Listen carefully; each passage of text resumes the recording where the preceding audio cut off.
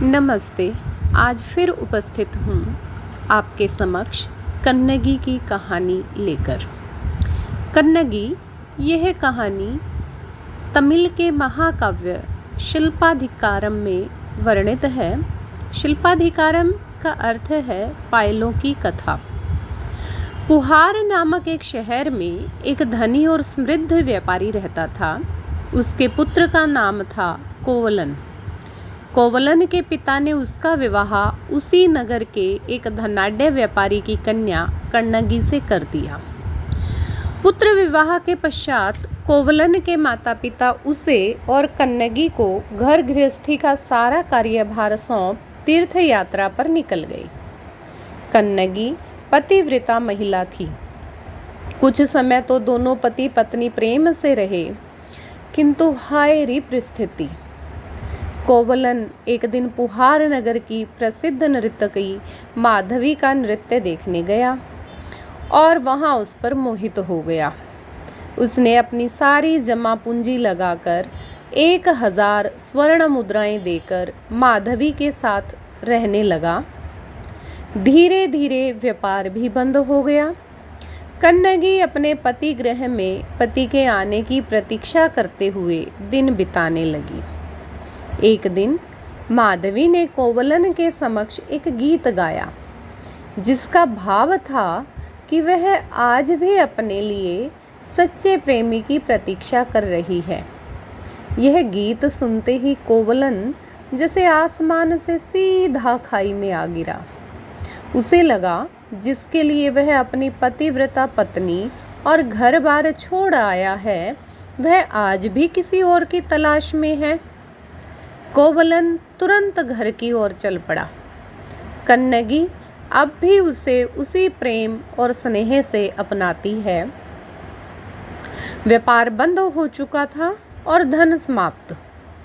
दोनों मिलकर नए शहर में जाकर नए सिरे से जीवन और व्यापार करने का मन बनाते हैं और जा पहुंचते हैं मदुरई शहर में।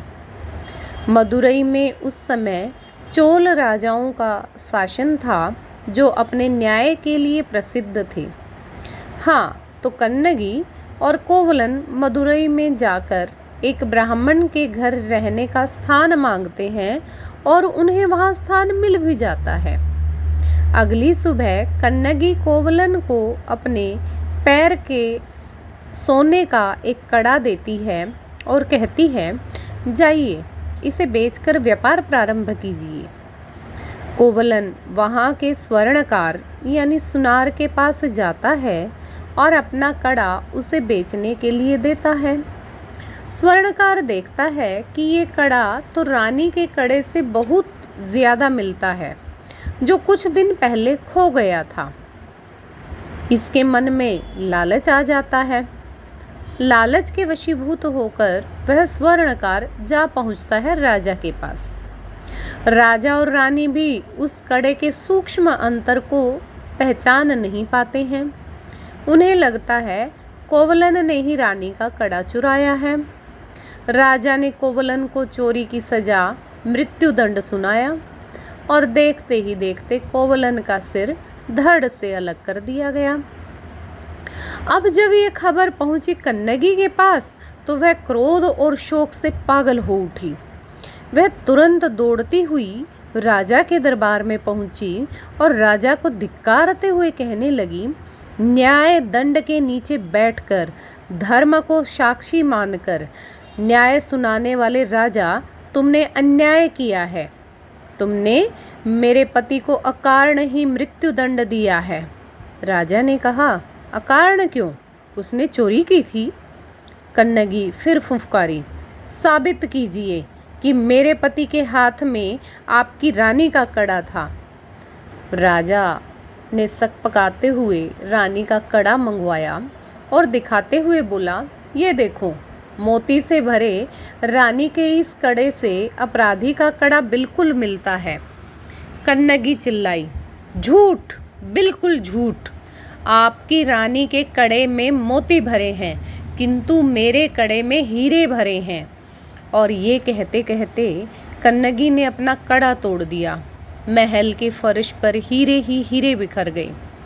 दूसरा कड़ा तोड़ा गया तो उसमें भी हीरे निकले।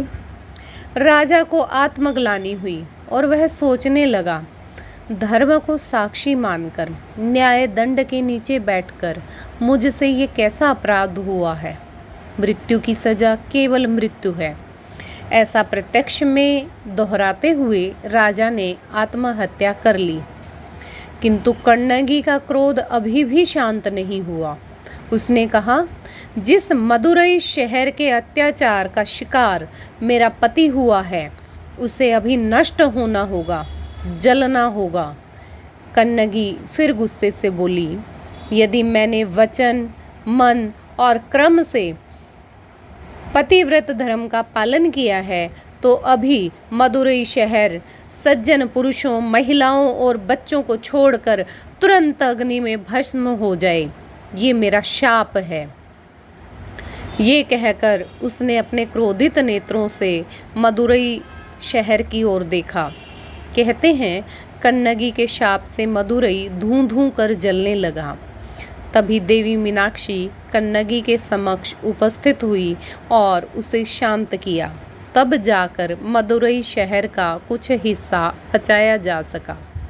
आज भी तमिलनाडु में कन्नगी को मीनाक्षी देवी का अवतार मानकर पूजा जाता है।